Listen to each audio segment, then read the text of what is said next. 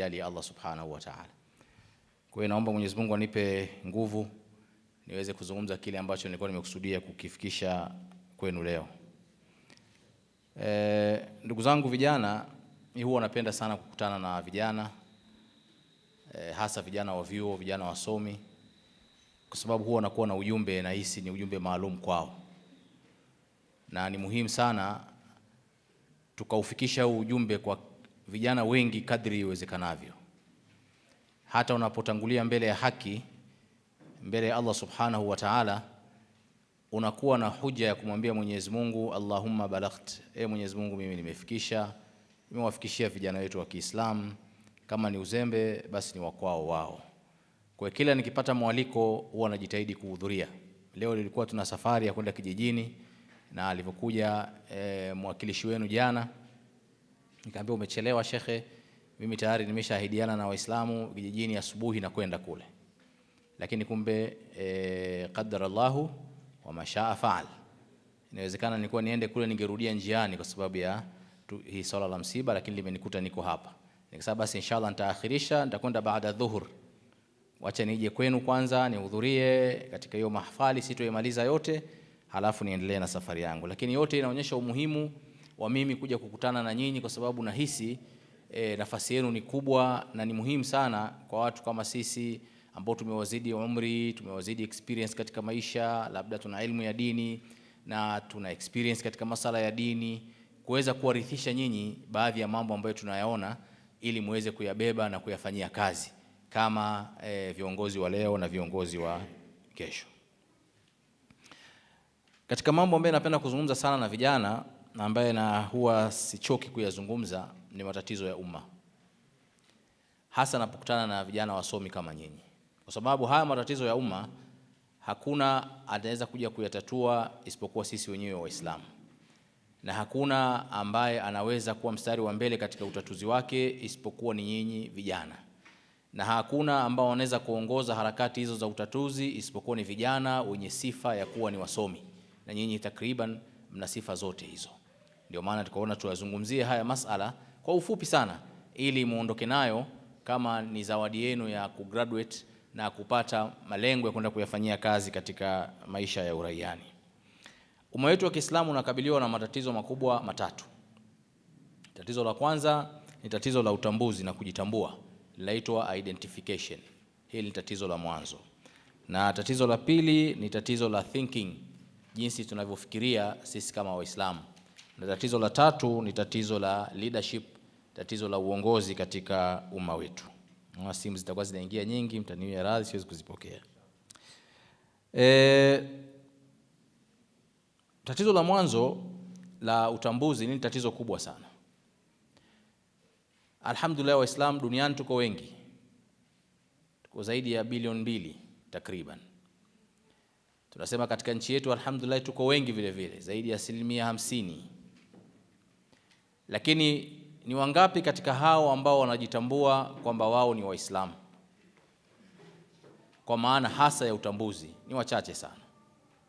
Wengi wanajitambua kwa majina yao, anaitwa Abdallah, anaitwa Umar, anaitwa Ali, anaitwa Fatima, anaitwa Aisha, anaitwa Maimuna. Lakini je, anatambua lengo lake la kuumbwa? Mwenyezi Mungu anataka nini kutoka kwake? Lengo lake la maisha ni lipi?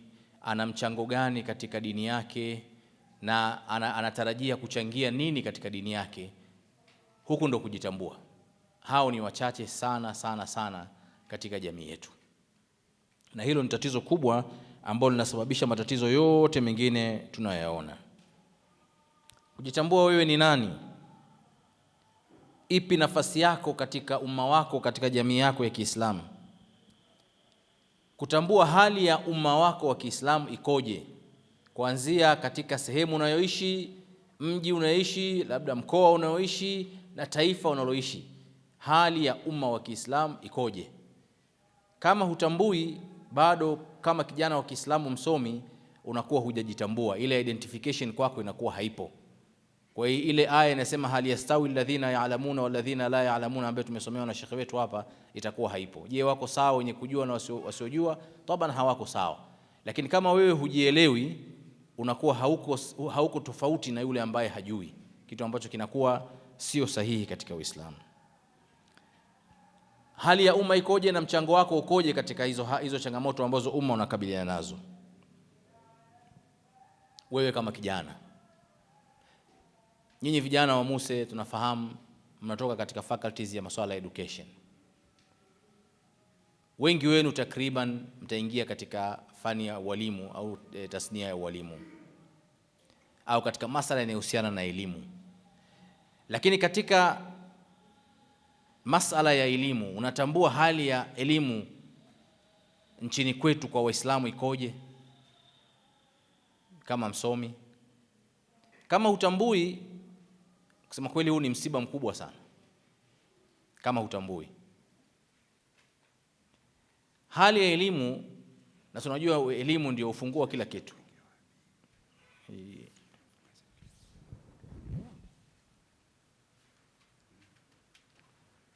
Elimu ndio ufunguo wa kila kitu.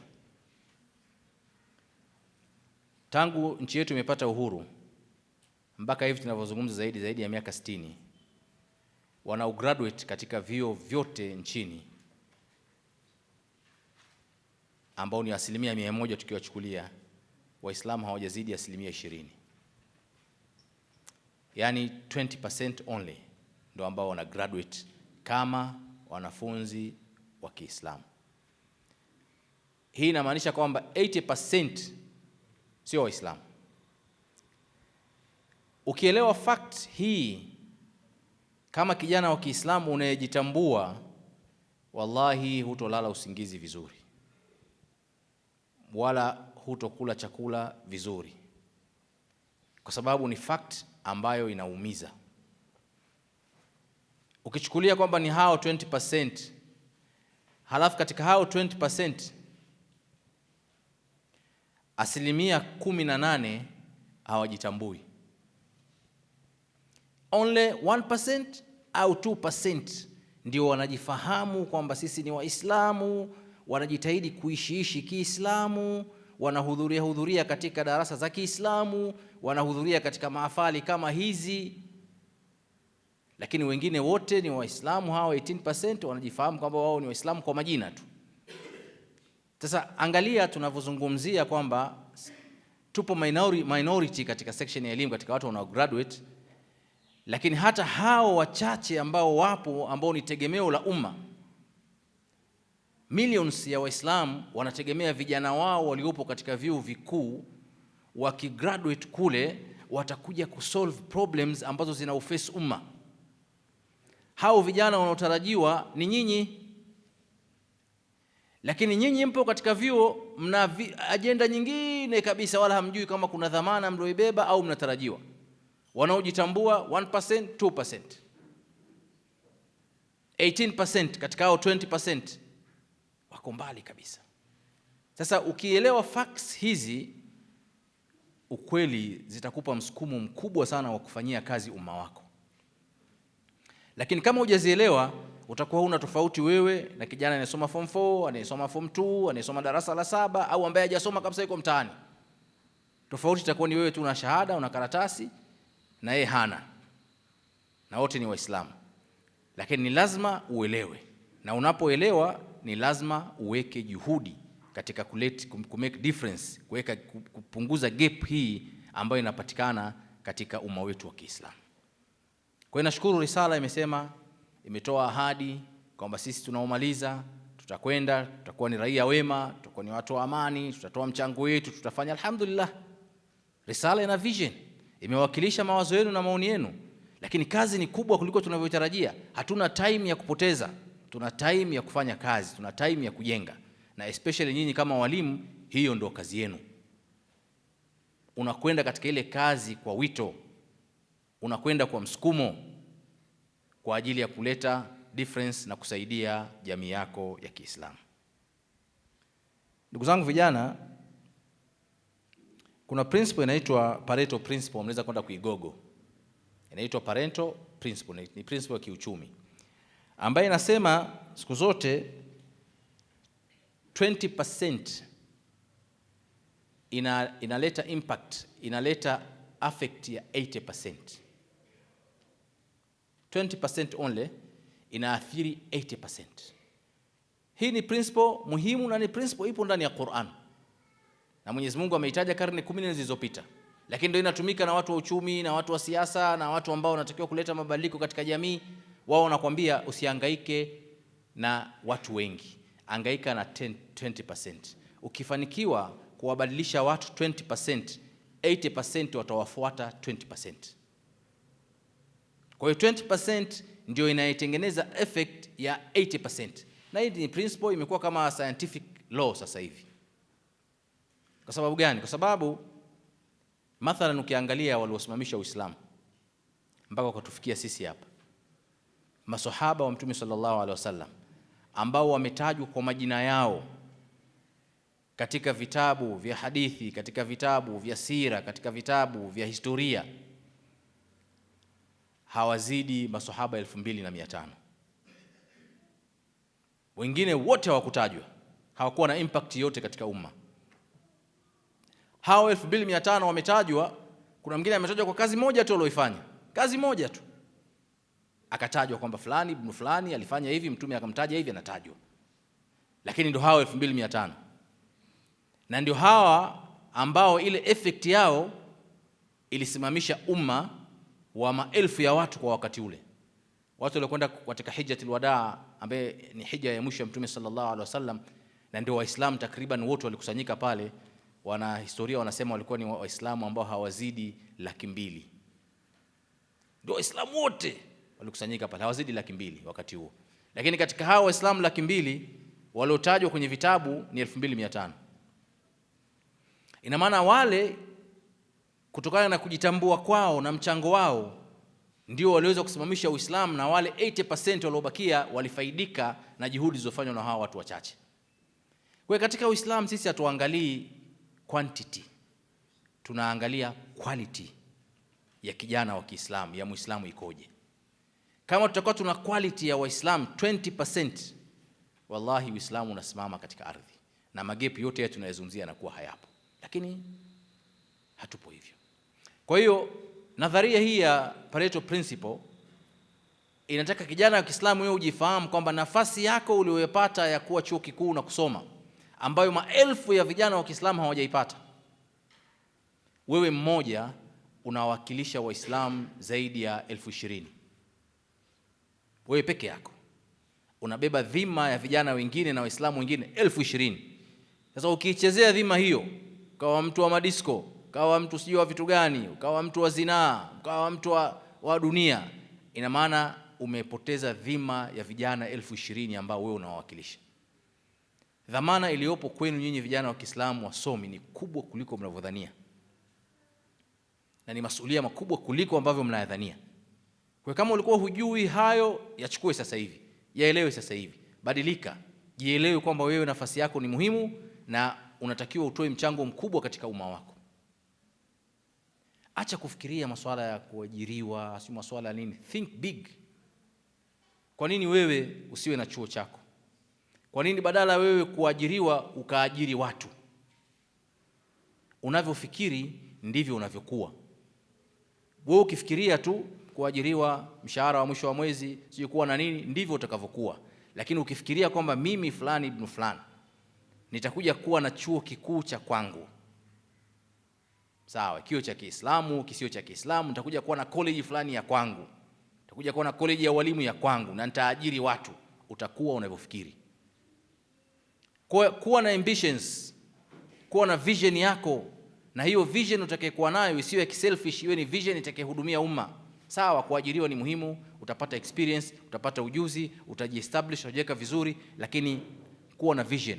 Isiwe vision yako kuajiriwa na kustaafu na kupata hela za kustaafu na kukaa pension. Of course utakuwa huna sifa yote ya kiusomi na nafasi ulionayo sasa hivi. Kwa hiyo ni vitu muhimu sana kwa vijana kuvifikiria kuanzia sasa hivi. Ndugu zangu vijana, ili uweze kufanya kazi katika Uislamu sio lazima uwe malaika. Sisi ni vijana, tunakosa, tuna madhambi. Hiyo haikuzuii wewe kuwa Muislamu na kuchangia katika Uislamu wako. Hawa Waislamu tunawazungumzia 2500 waliotajwa. Mmoja wao anaitwa Abul Haytham. Ni sahaba Mtume sallallahu alaihi wasallam. Alikuwa ni kijana lakini alikuwa mlevi. Mlevi anakunywa pombe. Siku moja wameenda katika vita ambao vinaongozwa na mmoja katika magavana wa Kiislamu au maamiri wa Kiislamu, anaitwa Talha. Anapanga mstari wanajeshi wale, anapita karibu na yule jamaa, anakuta katika mstari anayumba yumba hivi. Kamsogelea, akasikia harufu ya pombe. Sema subhanallah, Abu Haitham, katika vita vya jihadi unakuja umelewa, unayumba yumba. Kaamrisha maskari wakamkamata, fungwa kamba, akamwambia ndeni mkamfunge chini ya mti pale nilipofunga farasi yangu, nilipoacha mke wangu akae pale. Kweli akafungwa, akaachwa pale. Vita vinaendelea, Waislamu wakawa wanazidiwa nguvu. Abu Haitham mlevi, lakini ni shujaa katika masuala ya vita, anajua mbinu za kivita. Vita vinaendelea kule, Waislamu wanauawa na wanazidiwa na wanarudi nyuma, na yeye anaona sehemu waliokuwepo wamefungwa ni juu kidogo. Akawa anamwambia mke wa Talha, anaitwa Salma, Salma, nakuomba, naomba nifungulie nikasaidie Waislamu wenzangu. Waislamu wanauawa, dini ya Mwenyezi Mungu inapigwa vita. Akambembeleza yule Salma mpaka Salma akaona huruma, akamfungulia kamba, akamwambia lakini sharti kabla vita vijamalizika urudi haraka uje nikufunge tena. Akamfungulia kamba, akampa yule bwana, akaomba kwa sababu basi naomba sasa nitakwenda kupigana kwa miguu, naomba farasi ya mume wako na haiko hapa imefungwa. Kaambia aichukue. Akachukua na farasi ya Talha. Hata kwa sababu asijulikane, akajifunga kilemba kama ninja, akabakiza macho, sehemu ya macho tu, akaingia kwenye mapambano. Subhanallah, tahuru inshallah. Mwekeni kwenye upepo apate hewa.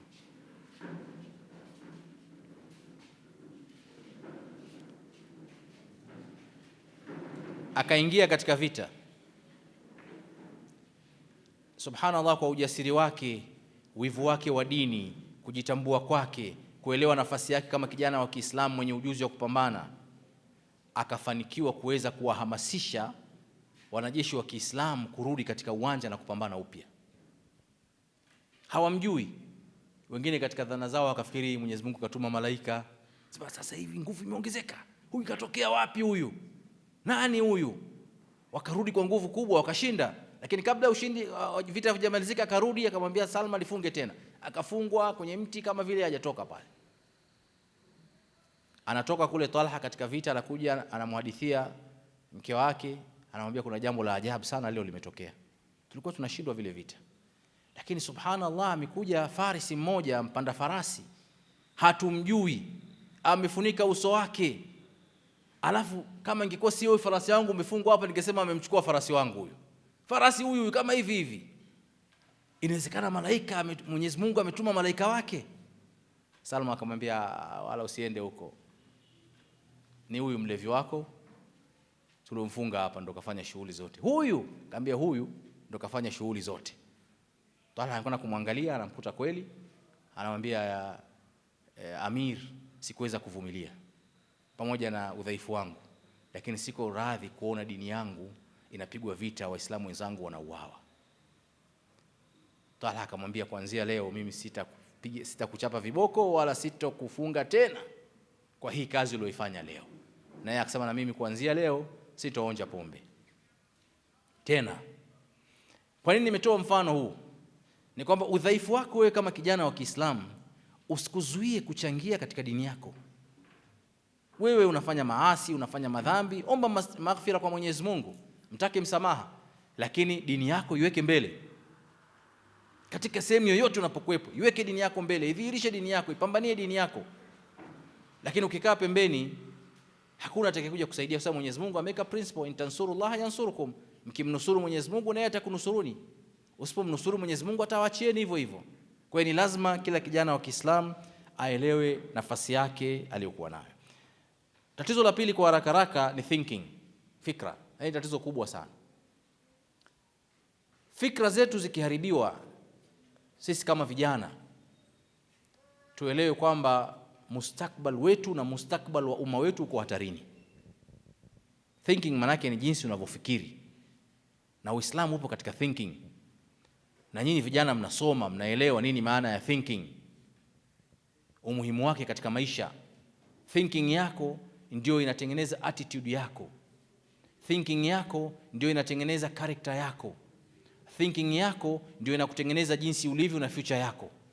Ikiharibiwa thinking yako, manake future yako yote imeharibiwa. Sasa linda sana fikra zako, na fikra za Kiislamu ni fikra za kati kwa kati. Sasa hivi fikra zetu sisi zinalishwa sana na social media, na huu ni utafiti rasmi wa UNESCO, tena East Africa, katika nchi ya East Africa. Wanasema zaidi ya 63% ya vijana wote thinking zao zinatengenezwa na social media. Unapokaa na simu yako na TikTok yako na Instagram yako sio na nini yako, ukawa unaangalia unacheka pale, una mind yako na thinking zako zinatengenezwa. Sasa tunaelewa sisi social media inatengeneza mind katika upande gani, inakufanya kuwa ni mtu wa aina gani. Kwa hiyo kuna umuhimu mkubwa kwa vijana wa Kiislamu kulinda fikra zako na jinsi unavyofikiri, na itakayokusaidia ni kuwa karibu na Mwenyezi Mungu, kuwa karibu na darasa za Kiislamu, kuwa karibu na wale ambao wanazungumza masuala ya khairi, kuweza kutengeneza fikra zako. Sasa kuwa na thinking ambazo zipo kati kwa kati ni muhimu sana. Kwa nini nazungumza haya maneno? Kwa sababu vijana wengi wameharibiwa fikra zao. Leo kiambia chuo kama cha Mkwawa mathalan, wanafunzi wa Kiislamu wako zaidi ya 800, 900. Sawa Wako wapi wengine hapa? Hawakuja. Kwa nini? Fikra zao zimeharibiwa katika njia mbili. Njia ya kwanza inaitwa Kiarabu ifrat. Ifrat maana yake ni kuwa na extremism, kuwa na ule msimamo mkali wa kijinga. Sisi tunaelewana? Njia ya pili inaitwa tafrit. Tafrit maana yake ni negligence, yani mtu kuwa anaishi tu, anapatikana, yani exist, yani anaishi kwa dunia yake na starehe zake. Vijana wameathiriwa fikra zao katika hizi njia mbili.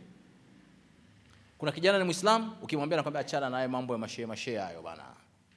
Mambo ya ustadhi na ustadha hayo, mimi nimekuja chuoni hapa free bwana, najisomea mimi mwenyewe bana. Anaenda disco, ana date na wanawake, au binti ana date na wanaume, anafanya mambo yao. Ni Muislamu, lakini ukimwambia hataki umpe nasaha. Anambia bwana, kaburi taingia peke yangu, kwa tunaingia wote wawili bwana. Sawa Yani yeye anachukulia maisha ya dunia kwa wepesi na negligence ya aina hiyo. Yote hiyo ni kwa sababu gani? Fikra zake zimeharibiwa kutokana na social media, utandawazi na umagharibi. Lakini wako wengine hawa wa ifrat ambao wanaichukulia dini kama vile wameteremshiwa wao tu. Yani wao peke yao ndio Waislamu, wengine wote ni makafiri. Kiuza Muislamu, nasa Muislamu ni huyu hapa na huyu hapa na huyu hapa, na wengine makafiri hao. Usishirikiana nao kabisa hawa. Wanakwenda kwenye nini? Kwenye kongamano. Kwanza kongamano haipo katika dini. Wanakwenda kuchukua vyeti. Nani kawaambia vyeti vimetajwa katika dini?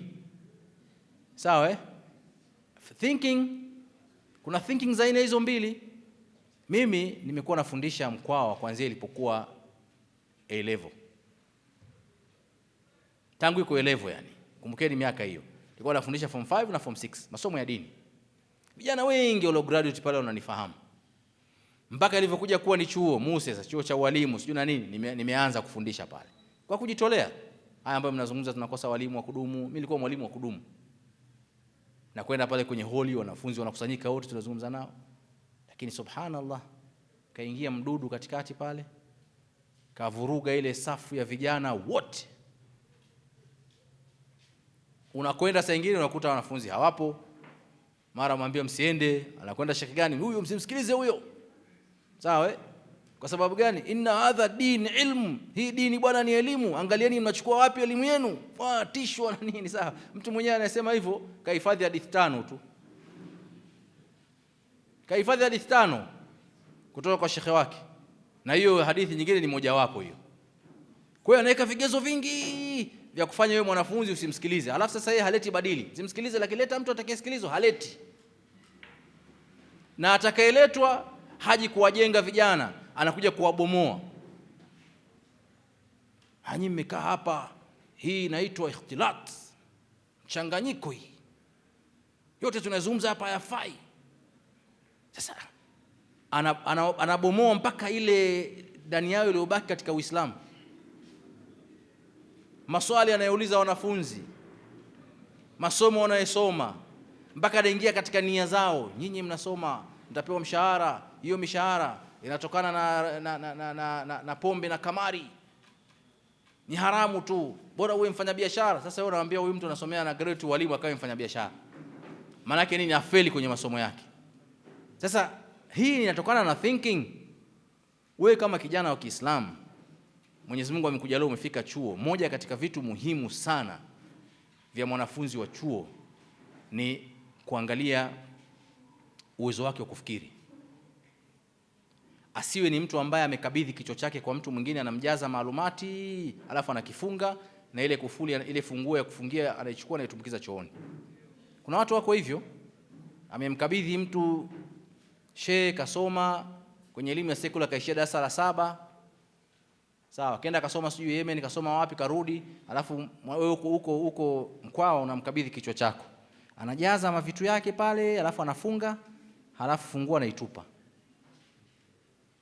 Yani wewe unataka kufikiri kitu gani? Shehe kasema hivi, akasema huyu bwana hapana, kasema hivi. Yani wewe hata ile critical thinking huna, hata kufanya research dogo tu. Mwanafunzi wa chuo kikuu nani yake, silaha yake muhimu sana ni research. Hata uwezo wa kufanya research huna. Kwa sababu gani? Imefungwa, kichwa kimefungwa na funguo imetupiwa chooni. Alafu tunategemea mtu kama wewe utakuja kuwa kiongozi baadaye, wakati hata uwezo wa kufanya research umeshindwa. Weka thinking zako vizuri, fikiria vizuri, uwe na critical thinking. Unaambiwa kitu, unachanganya, unafanya mchakato, una analyze, unatoka na matokeo yako. Kwa thinking zipo za aina hizo mbili, zote zinawaathiri vijana na zinawalenga vijana. Ya mwisho ni leadership, uongozi.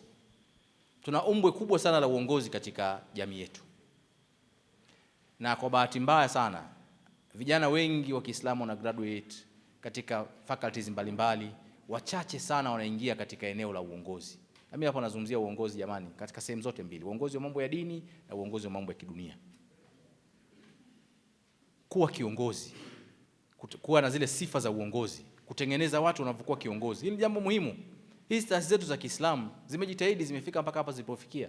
Zinahitaji vijana wazibebe, wazinyanyue katika karne inayokuja ya utandawazi na artificial intelligence.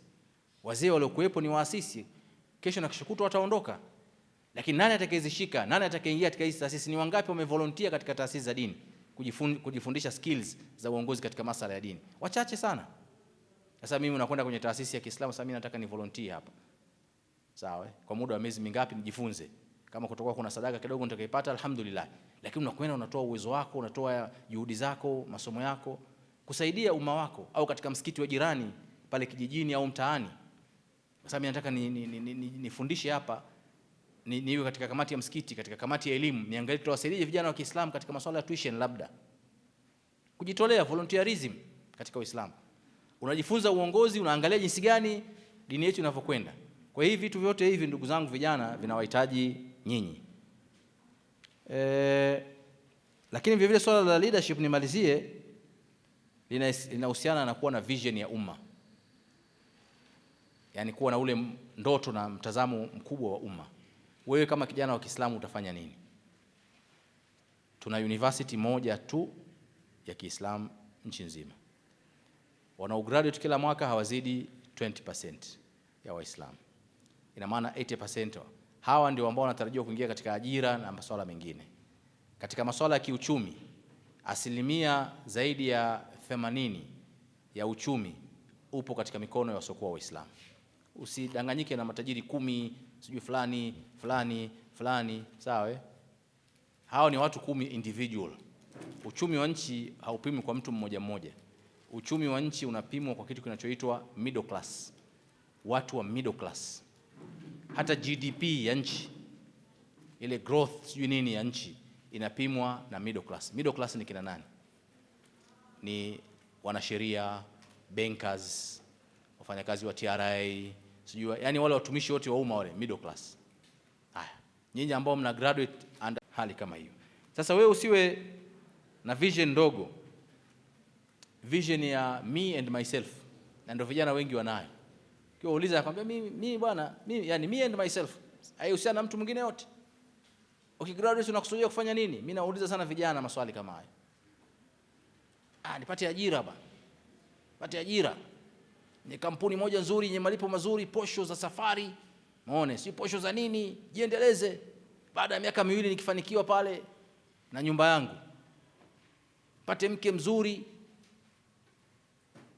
8 figure. Sijui macho yamekaaje, sijui kama msanii gani. Ndio vision za vijana wengi, na mabinti hali kadhalika vision zao ndio hizo. Na gari ya kutembelea pale mtaani. Akaunti benki imejaa kidogo pesa. Sasa hiyo vision sio, hiyo ni vision ndogo sana. Kijana wa Kiislamu anatakiwa awe na vision hiyo. Hatukatai masuala ya ajira, kuoa mke mzuri, si kufanya nini. Umma wako unafaidika nini na hiyo vision yako? Utasaidia nini Uislamu wako kuwa na vision ya aina hiyo? Hizo ni vision za watu wengine. Wewe kijana wa Kiislamu unatakiwa ufikirie mambo yatakayotatua changamoto za umma. Nenda kajitolee katika shule za Waislamu. Ndio utaonyesha Uislamu wako. Za vijijini kule, za wazee walizozijenga kama mwalimu. Hiyo ndio vision yako ya kusaidia umma wa Kiislamu. Kwa hiyo kuna umuhimu mkubwa, na stage ya mwanzo ya vision na kutokuwa selfish inaanza katika kuoa na kuolewa. Kama wewe kijana wa Kiislamu ndoto zako za kuoa ni mke huyo nilomtaja, mwenye figure 8, mrefu, maji ya kunde, sijui anatembea hivi kama twiga, sijui kama nini, kama msanii fulani, elewa kabisa wewe kama kiongozi umefeli. Kijana unatakiwa uoe mwanamke atakayekuja kuwa mama wa watoto wako. Ukimpicha hivi unajua huyu ni mama mzuri wa watoto wangu. Na hali kadhalika mabanati. Kijana atakuja kuoa lazima awe baba wa watoto wako. Kuanzia hapo ndio leadership inaonekana kwenu nyinyi. Na nyinyi sasa hivi mna graduate, na bila shaka mkifika mitaani responsibility ya kwanza ni kuoa au kuolewa. Usikosee. Ukikosea hapo umekosea maisha yako yote na umeharibu na umma wote wa Kiislamu, kwa sababu utazalisha watoto ambao watakuwa sio responsible, na badala ya kuwa ni ufumbuzi wa tatizo, mwisho wa siku watakuwa wao ni mzigo katika tatizo. Mwisho, kijibu risala yenu, nimepokea maombi yenu yote mlioomba, masuala ya sponge la carpet, walimu wa kudumu, ubao, vitabu, uendelezaji wa ukarabati wa msikiti. Hivyo yote nadhani tuonane na viongozi wenu, yale ambayo yana uwezo, tuna uwezo nao sisi tunaweza tukawasaidia inshallah. Katika kwa sababu hii ya sponge ya carpet sijaielewa vizuri, tukiona tutafahamishana. Lakini masuala ya walimu, ubao ni vitu vyepesi tu, masuala ya vitabu tunaweza tukavipata, masuala ya ukarabati tujue ni ukarabati wa aina gani ambao unahitajika.